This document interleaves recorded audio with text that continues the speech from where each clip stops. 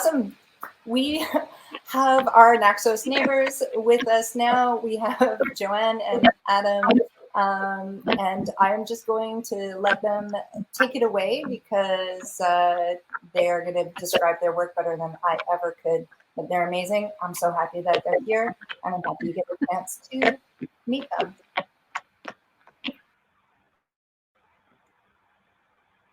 So hello, my name is Joanne Cogdell. I'm the CEO of Naxos Neighbors. I'm Adam Scholz. I'm the CTO. It's lovely to meet all of you today. Yes, and we just want to start by thanking Brave for putting this conference together, all of the people at Brave who have worked so hard because this has been an amazing day. We've enjoyed and learned a lot, and thank you for your hard work and bringing us together. So we are Naxos Neighbors, and we are passionate about creating a radical way for people to engage in solving the opioid overdose crisis. And to that end, we've created our application Naxos OD, which helps to connect opioid overdose bystanders with those in the community who have naloxone and are willing to help administer in a time of crisis. I want to start by introducing you to our team.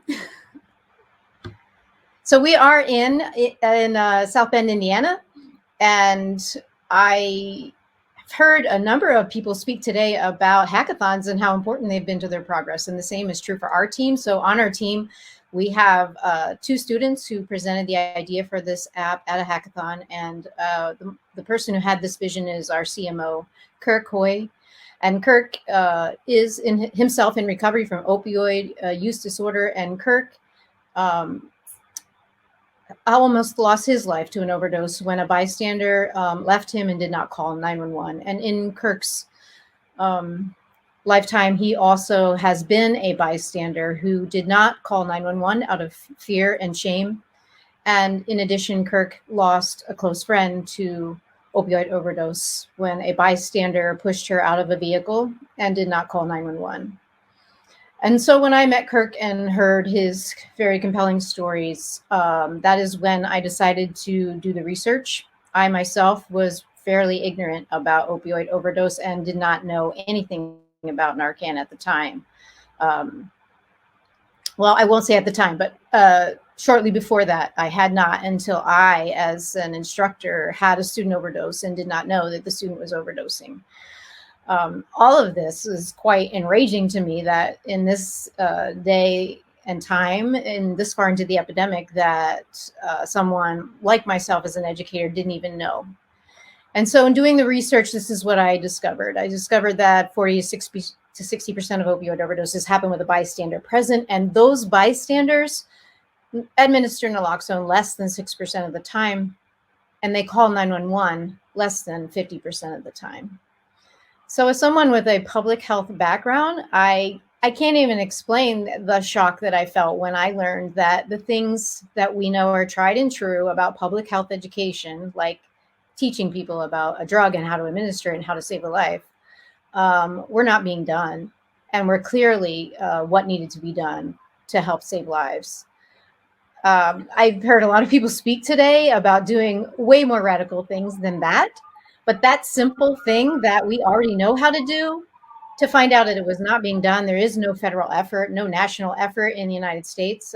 Canada seems a lot more progressive, but there is no national effort to make sure that people have the information and the drug that they need to save lives.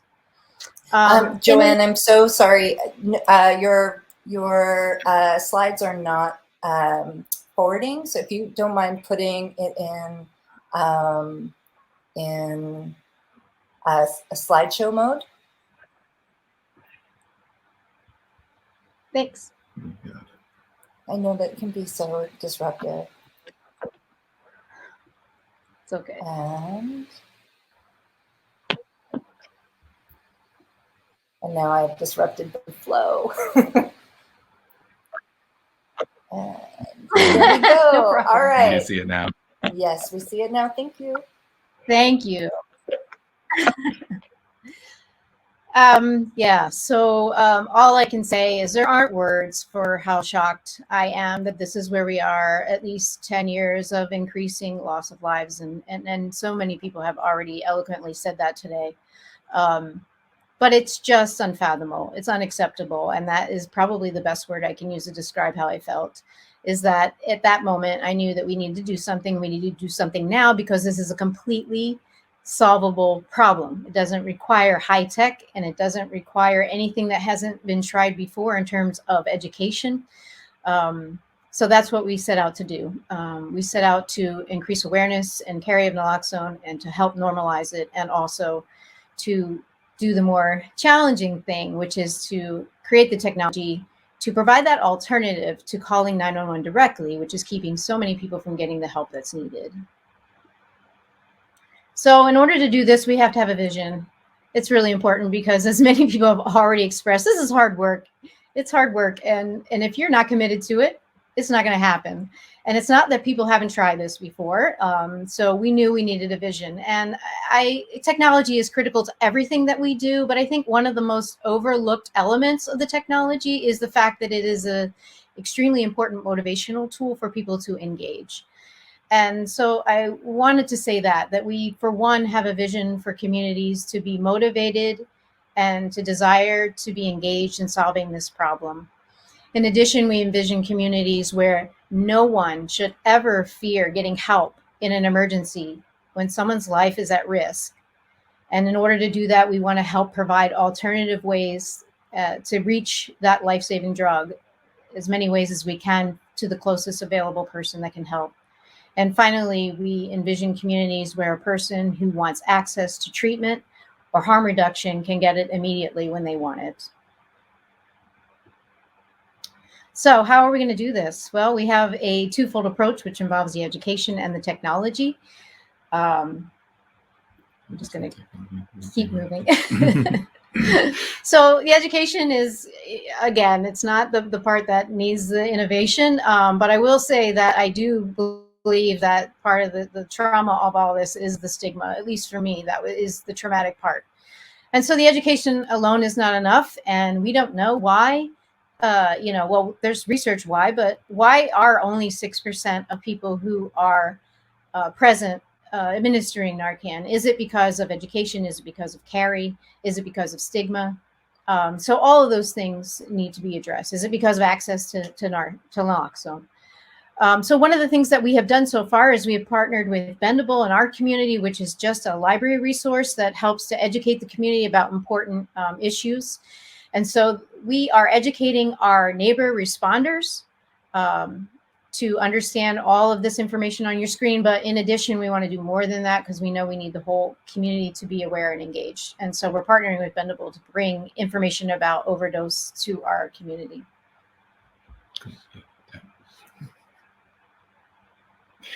All right, so we built an app. Goodness, this doesn't look very good. Okay, we're going to try this. There's an animation here. I apologize. I didn't get to share it to you guys earlier. We built an app to help make all of this possible. Our app is a simple one-button press so that you could reach, instead of 911, perhaps people next door to you. Philly mentioned this just a little bit ago, the gentleman from Philadelphia, that the person closest to you with naloxone may be right next door or right down the road from you. So that was part of the intention of this app. I'm going to let this play and speak a little bit through it. I hope it comes through. It's a small animation and it goes a little fast, so I'll try to pause it as I'm talking too fast for it already.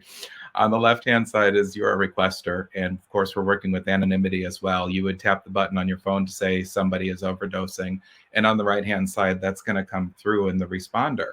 So on the left-hand side, you'll see it say we're searching for help, and of course I clicked restart, unfortunately. And as it goes through, the notifications will flow between a requester and multiple responders in the area who have been trained and are carrying naloxone. They get an approximate location of where you are and are able to say, yes, I can respond, or no, I cannot. We're using maps and GPS navigation to help you out. So tools, maps, everything that you're used to today on your phone for navigating to people is at your fingertips. And now you're getting this much closer to that person who is having an overdose or experiencing or bystanding next to one.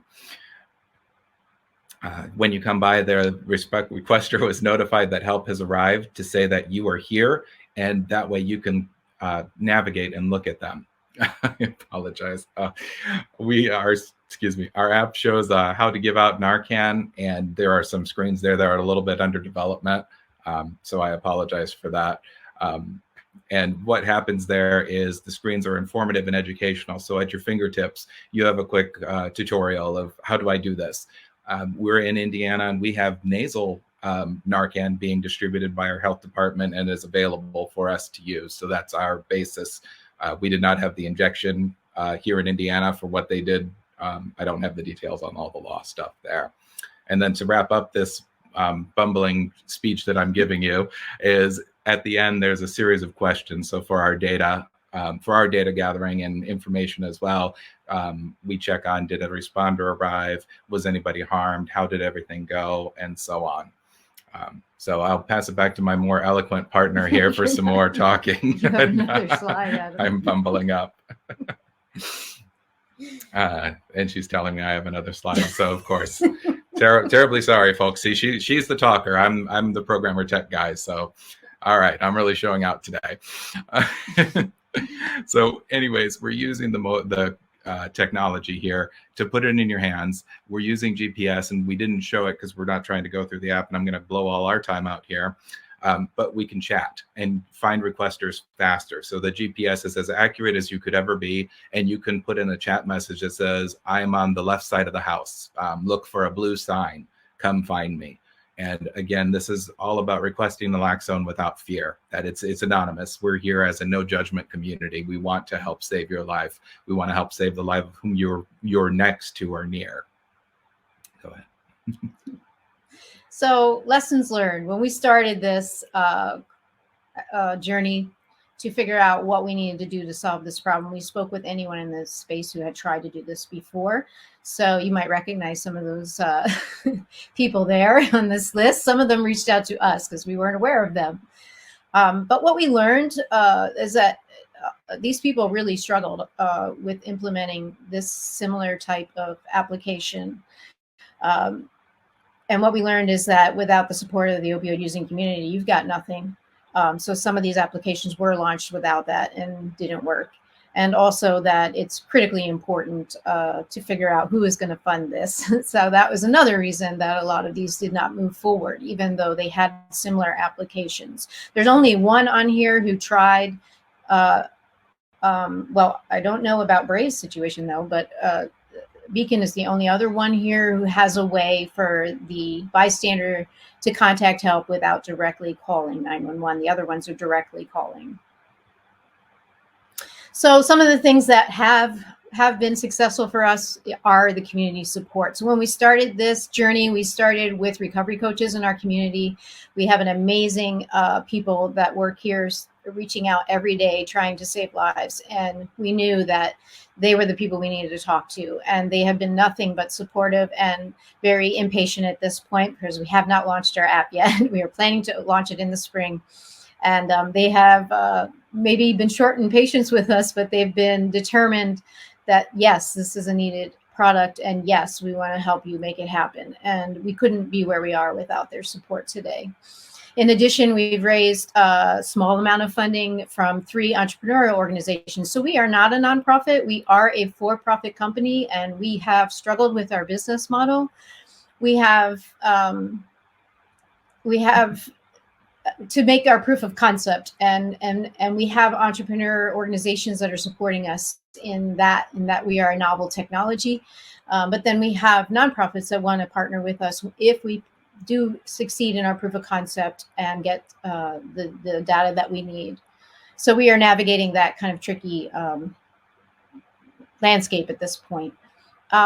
One of the other things is that we knew when we took this on that we were going to have to struggle with this business model because other people have already tried and not succeeded. So we had to be committed to that. And one of the things that we discovered is that the research shows that medicine-assisted treatment is just the gold standard, particularly in the emergency room after an overdose. But yet we know that so many people are not getting to the emergency room because they are not calling 911. And even those who have a bystander who does call 911, 35% of those are not going to the emergency room. So those people are not getting that immediate access or information about medication-assisted treatment. And that's something that our responders can easily do. And so that has been a big boost for our business model to realize that there is value that we bring to a customer. And I couldn't, talk about what we do without talking about the Lox boxes, the Lox box was just here earlier, because we have them in our community. They're fairly new, and we think they are amazing because they are solving a big problem for us, which is getting that resupply of naloxone whenever needed. We have learned that it's really important for somebody to be promoting these boxes because they've been here a long time and most people still don't know about. I mean, they haven't been here a long time. They've been here for a year and a half. Yeah, about a year, a little more, and people still don't know about them. So we are passionate about them. We believe they make a difference, and we are going to be starting our own campaign and making sure people know about them. And finally, our struggles, which are mainly just your things I've already mentioned. Funding, and insurance. Nobody wants to insure a novel concept, but we are determined to move forward. We are not going to let that stop us. And we are grateful that you've taken the time to hear where we're at. And we want to make sure you know that we always welcome your thoughts and questions and comments in any way that we can use your insights. We welcome it. Thank you. Amazing. Thank you. Yes. Yeah, there we go. All right. You did it. You didn't fumble. It's just sometimes it's difficult to get the words out. You know all the things and it's just, but you're also talking into a two-dimensional object with you're not able to read the room. You're not seeing if people can see you. This is part of the disconnect of the digital age. It does make it a little bit difficult. Doesn't quite feel responsive, right? You're doing great, and we were all thumbs upping you. Thank you. 100%. There are a couple of questions in the chat from folks that I think are important. So people are asking, how do you deal with apartment buildings? Which floor, which apartment? What about buildings that need an entry code? As far as needing to respond to. Yeah, so we know that some people are going to use the app because you can hit that one button and be done. You can hit that one button and you can leave the scene. And so that's important to us, but we also know that can create a problem for us. So that's why we do have the chat feature. The chat has some automated populations to encourage people to give us that information. So, hey, if you're not there, can you tell us the floor? Can you tell us the room or the color of the building or whatever is helpful? Great. Gary says, I think they could follow best practices from similar proxy apps like food delivery and the like. I don't know what that's in response to, or which slide that might have been connected to. So maybe Gary, if you want to clarify that question, we'll come back to it. Isabel asks, if there is an overdose and someone decides to respond, will other responders in the community get a notification so that multiple people don't show up? So our goal is actually to have 2 responders at every event for safety reasons. And we are targeting 4 responders. So right now, 3 responders will be able to respond. The 4th will be put on standby. And so we would not end up with more than 3. But we're shooting for 2. Amazing. Okay. Gary was talking about the entry codes question. So his question was, right. So I can follow best practices similar to proxy apps like food delivery and the like. So, when I order my Uber Eats and it says any special delivery instructions and be like, yeah, buzz code 77666. Things like that. So is that already informed or easily articulated inside of the dashboard or the platform? Yes, in the app, they could use the chat feature to further detail exactly that, put a buzz code in, put this in, and so on. Great. Thank you. Thank you for everything that you do Joanne, it's so nice to see your face again. It's come a long way from, was that 2 years ago that we were talking? Yes, we started the project 2 years ago, became a company this 1 year ago. Yep. That's right. That's right. So it's amazing to see that you're still here and standing and providing good care for community and trying to like fill the gap. So expect an email from me soon. Yes. So we might be able to work together now that your app's up and running. So excited. Yes. Awesome. All right, everyone. I'm going to be back in 2 minutes. You know the drill. Hydrate, babe, go for a walk, bio break, whatever you need. Shake it out.